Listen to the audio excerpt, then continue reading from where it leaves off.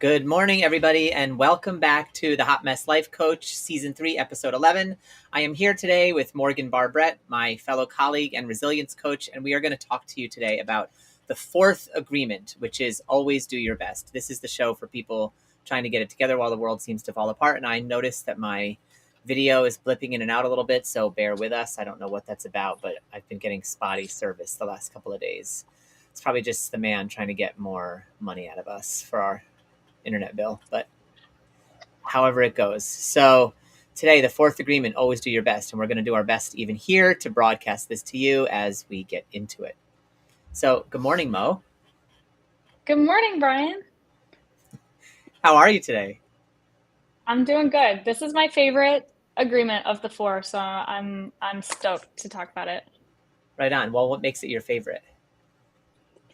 Well, I was telling you a minute ago, that I used to have a mantra of like I need to do my best at everything, and if I do my best at everything, that I can't blame myself if I fail or if I make a mistake, et cetera, et cetera.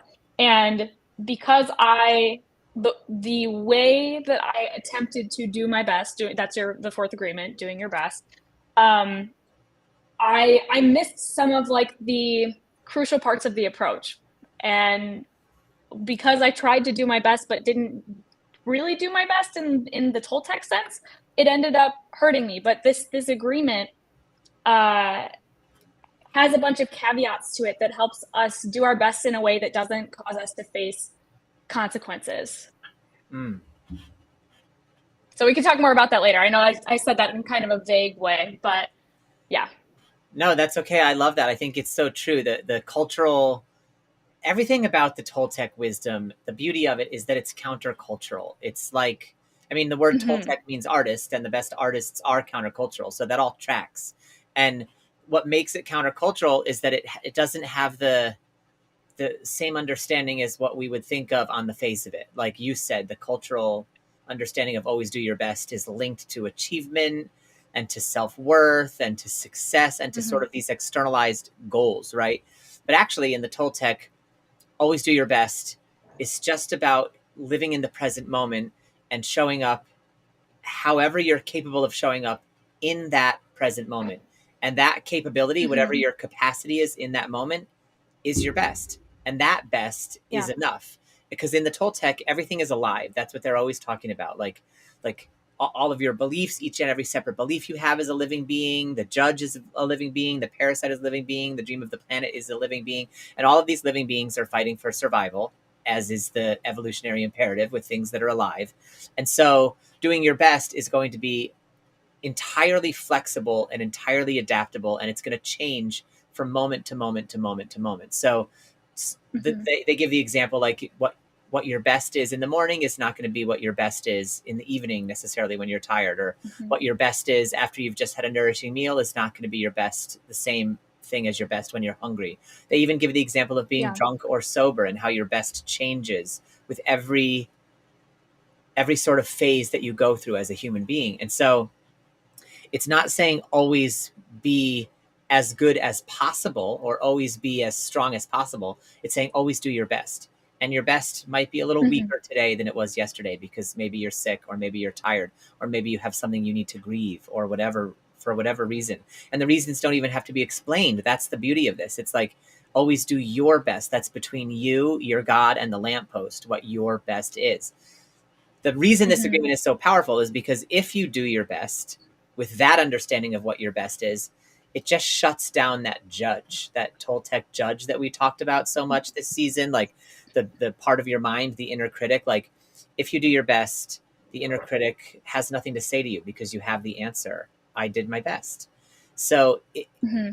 from the Toltec understanding, if we overdo it and we go past our best, it's actually going to lead to we're not actually going to necessarily achieve the goal or whatever it is any faster because we're going to get tired. We're going to wear ourselves out. We're going to approach burnout.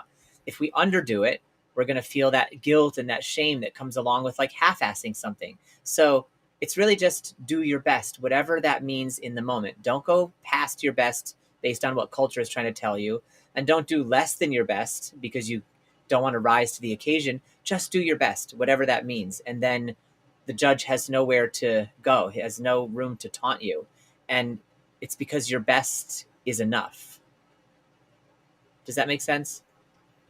Yes, yes, this is exactly where I used to go wrong with the doing your best, because I used to think that do your best meant achieve the optimal, like, best according to what culture says, or according to like what I would be able to perform on my best day. And so there were days where my best was less than what I thought it was. And if you try to go beyond that, if you try to push past what you're actually able to give, then you sometimes end up facing consequences like exhaustion and burnout, or making than you would have had you not been pushing yourself so hard. And so the doing your best cannot be just what is the best performance that I can imagine. It involves taking a realistic assessment of like, how much do I have to give right now? So if I am only able to give 10% of what, you know, energy I 10% of what I would normally be able to give, me giving 10% is doing my best. Because if I give more than that, then there may be other things that go wrong, or more mistakes that happen, or I might face, health or emotional consequences later on. And so doing your best is not giving 100% of your potential at every moment. It's giving 100% of whatever you have to give, but being honest with yourself about what do I have to give.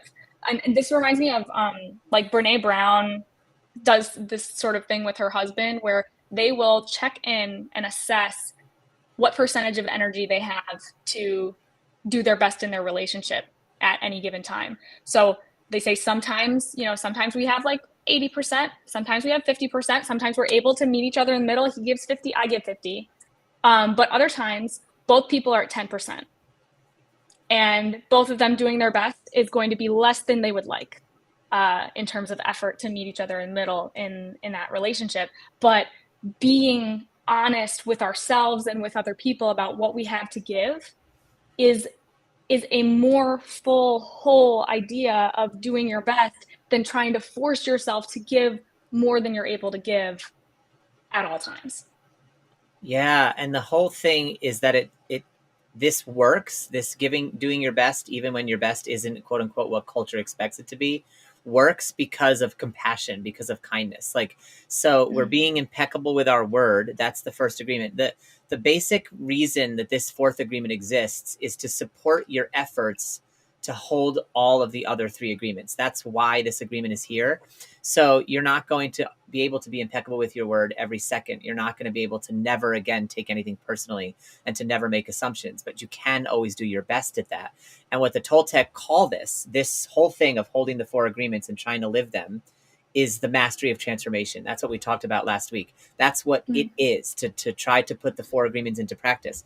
And so, like you were just saying, one of those things that you need to assess is like, what am I capable of right now? And that is putting the first agreement into practice, being impeccable with your word, and not saying I must give my all, but instead saying I'm capable of spending 10 minutes.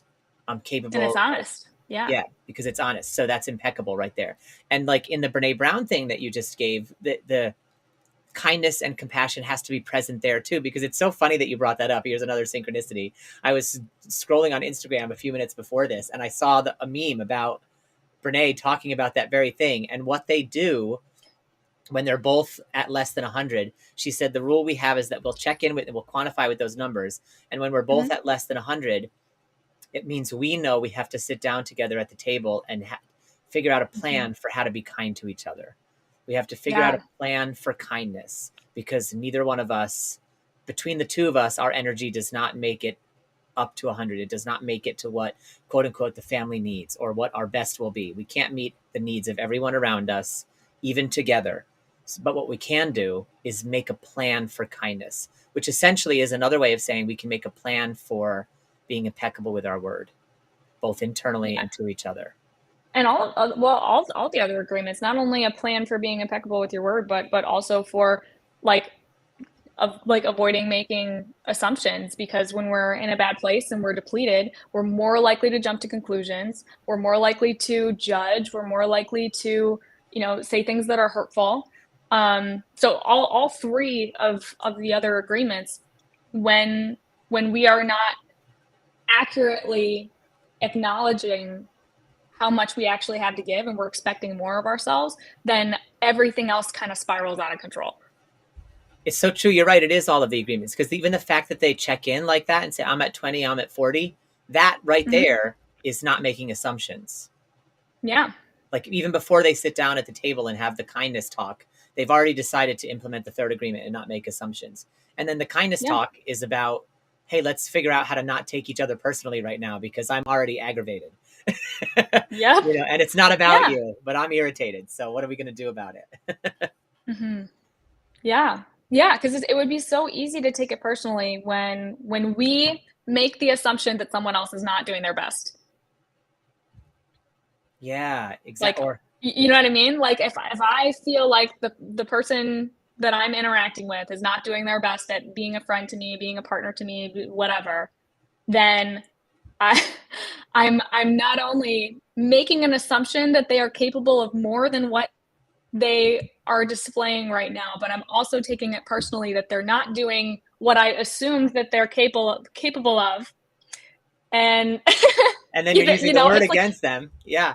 Yep, it all rolls together. They all connect. Yeah, exactly. And so these are the rules. These are the 4 agreements. They're not rules. Let's call them something else. They're agreements. That's what they are. That's why they're called that. And these so they don't need another name. We'll just call them what they are. We can agree to call them agreements. And altogether they are the way to transformation. But they're not easy. Don Miguel Ruiz talks about it over and over in the book. It's not easy because every living thing is strong. So the other beliefs that you believed instead, like, I have a right to take that personally, that's a strong belief and it doesn't want to go away. And so when you try to hold yourself to, I'm going to not take this personally, that takes energy and effort. And, on Wednesday morning, when you woke up and you're fresh and you've just had your coffee, it's a lot easier to not take things personally than it is on Sunday night when you have the Sunday scaries and you're tired and it's been a long day and whatever else. And so your ability to hold the agreement on Wednesday morning is going to be different than your ability to hold it on Sunday night. But in both cases, you do your best, even though your best is different. Yeah. And that's how you start to transform. They liken it to being like a hunter or a warrior. And it's like you just, every day, you do your best to hold the agreement. If you fall off the wagon, you try again the next day and you try again the next day. And then lo and behold, a few years down the road, you're ruling your life by these agreements. Oh, I'm not going to take that personally. Oh, I actually don't know what they meant by that. I'm not going to assume. And that starts to become the knee-jerk reaction instead of the knee-jerk reaction from culture, which is to become outraged and become offended and to blame and make others wrong. Like we switch slowly but surely, we switch over what our knee-jerk response is from the cultural thing programmed into us to a freeing way of being. Because that's what the Toltec call this, the path of freedom. If you don't take it personally, if you don't make assumptions, if you don't use the word against yourself or other people, that's freedom. But the ultimate freedom is when you know you can fuck that up sometimes and you're just going to try your best, even at that. Yeah. Yeah. So the combination of doing your best and being impeccable with your word is that if I am to be impeccable with my word and do my best at the same time, then I have to not use like some cultural idea of what it means to do my best against myself. That's what I used to do, is I would think that my best was more than what I was capable of giving.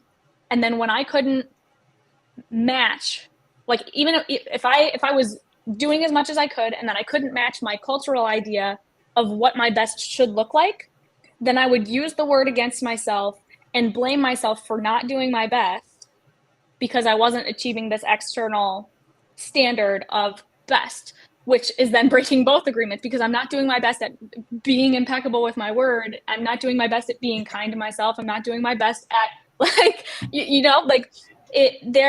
you're doing your best cannot just be task focused. It cannot just be, I need to do the best performance at achieving this task. It has to be doing my best at taking care of myself, doing my best at resting, doing my best at forgiving myself, doing my best at not making assumptions about what I should and should not do.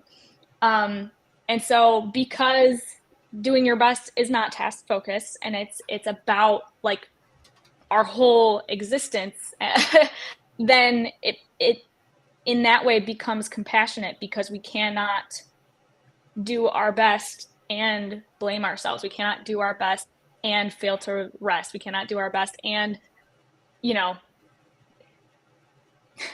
be hurtful towards ourselves. Yeah. And in fact, in that moment when you're noticing you're not being impeccable with your word because you're using the cultural idea of being the best against yourself, in that moment, it's okay to recognize, actually, that was the best I could do. And now I'm aware of it, and I'm going to do differently next time. So that we interrupt the not being impeccable with our word right there and become impeccable in that moment by saying, I forgive myself for using the cultural idea of the best against myself because I didn't know any better. Yeah. And now I know better. And I like that you're saying it's not task focused, because the Toltec talk about action a lot in this chapter about the fourth agreement. And I think there's a distinction to be made between taking action and being task focused, because I do think the fourth agreement is very action focused. Like in the way the Toltec talk about action, they talk about we are love, we are life, we are will. So it's like God is passing through us. We are living the spiritual experience of being alive. And so the way you know that is when you take action. So instead of sitting in front of your television, for example, and just hoping things will happen, you start expressing who you are through the actions you take. But those actions include all the things that you just mentioned, like the action of remembering to try to be impeccable, the action of deciding in the moment to not take something personally, the action of taking a nap. Like those are all actions too. So it's not tasks, but it is actions, because the actions have to be put into practice, right? And practice is what makes the master. And so I want to like ground this down a little bit into like how people can tell, like what is, practically speaking, how do you know when you're doing your best? If the cultural definition of doing your best isn't going to work anymore, so then the way you used to be able to tell was that you felt exhausted, or that you felt rewarded, or that you felt depleted. If you felt those things, okay, box checked, I'm doing my best because I'm like almost dead. But that's not actually how you can tell. So that's how you can tell that you've overdone it and that you've gone past your best. Or if you feel guilty and ashamed and regretful, then you probably haven't done your best yet. So it's like, those are not the feelings that tell you you're doing your best. So how can you tell?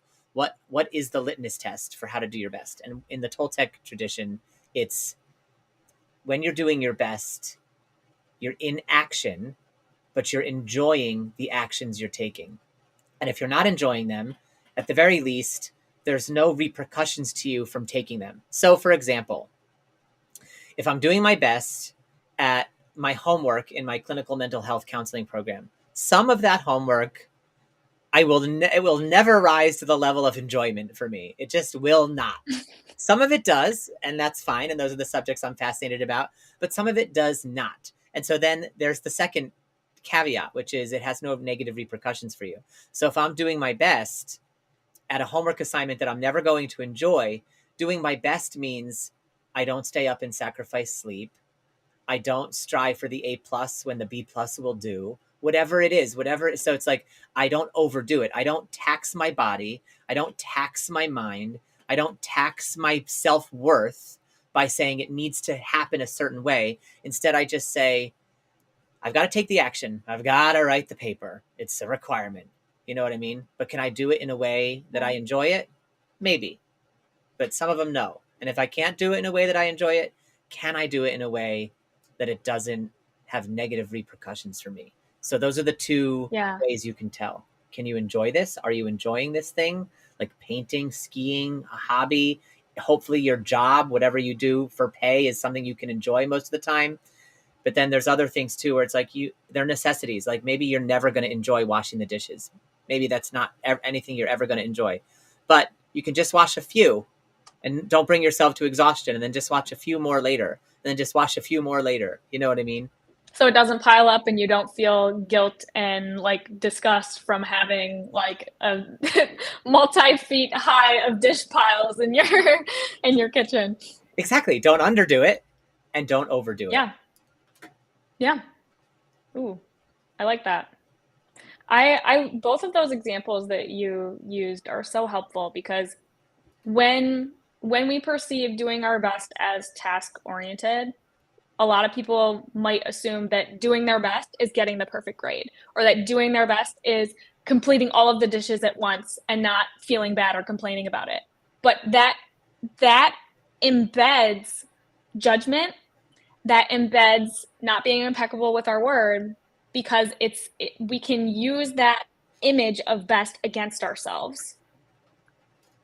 Like an idol. And so yeah, so when you say like doing my best because I'm simultaneously doing my best at taking care of myself and doing my best at not facing negative repercussions, then the best ends up landing somewhere in the middle. It ends up landing at the B plus or the B because that's what you're able to do without harming yourself in other ways. Yeah, exactly. And that is the best. That yeah, it's your best is going to be 80%, 10%, whatever it's going to be. It doesn't need to be 100% all the time. Yeah, exactly. Like this makes me think of the example from Martha Beck. Martha Beck is the author and mentor who trained Morgan and I in the ways of life coaching, and she talked about she gave this story about doing her dissertation for her PhD work, and she was so much not enjoying it anymore that she had to do 15 minutes a day for like months, because it was like this like 80,000 word paper or whatever. But she would just do 15 minutes a day because she kept trying to, and 15 wasn't arbitrarily assigned either. She didn't just decide culturally, like that's the bare minimum to not feel shame. She went into her body and she was like, how much work could I stomach doing on my dissertation? And she was like, can I do an hour? How much can I tolerate? Yeah. And that felt awful to her. She's like, no, I cannot do an hour. Can I do a half an hour? No. Ugh, that still feels awful. Can I do 20 minutes? I don't want to. Can I do 15? Yeah, I could do 15. And when that's the reaction she landed on, she set that as a thing. And she did 15 minutes of work on her dissertation every day until her dissertation was complete. And now she has a PhD from Harvard. And it got done. Yeah. Yeah. But had she tried to do more than her best, more than what she was able to do, had she tried to force an hour a day, it would have created all this guilt and shame. It would have contributed to burnout.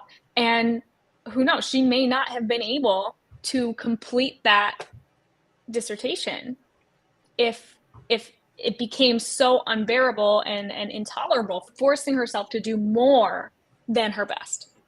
Yeah, because that's the surefire way to lead us to giving up.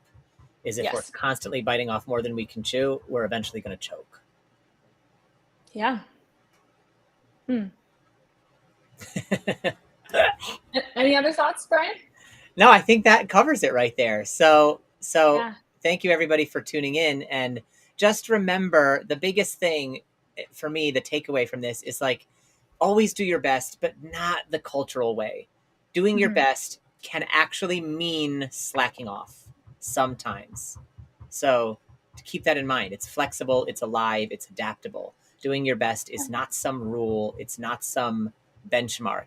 It's whatever your capacity allows in that moment to keep the judge at bay and to keep burnout at bay at the same time. Yeah. Yeah. Right do on. Your best at having fun. Do your best at resting. Do your best at connecting with other people. Things like that. Not just do your best at achieving as much as humanly possible in this endless capitalist, cultural pursuit. And you can tell because you're going to enjoy it or it's not going to have negative repercussions. If one of those two things is happening, you're in the zone of doing your best. Yes, exactly. So I also just want to take this moment to say thank you to you, Morgan. So for everybody out there, this is our last episode of season 3 together. I will be on my own next week for the wrap up of the Toltec Wisdom 4 agreements. So Mo, thank you. And do you want to take a minute to sort of talk about what you do and what you offer and just let everybody out there know how they can find you? Yeah. As Brian has mentioned before, I'm a life coach. My primary goal in life is to help people feel happier and more fulfilled in their lives. Sometimes that means I'm helping people achieve their goals. And sometimes that means that we're helping build awareness around why we are the way that we are and what are we actually passionate about. So it's a lot of fun just talking and being co-creators and co-discussers about our time on this earth. But yeah, that's about it. And where can they find you? They can find me at selfloveatlas.coach. That's my website. And then I'm also on Instagram as Morgan_Barbrett. Right on. Well, thank you so much for being here. It has been a privilege to talk to you these last 11 weeks. And yes, so much fun. Okay, so everyone, I'll see you next week. In the meantime, be hot, be messy, and be blessed. Much love. Thank you all. Bye.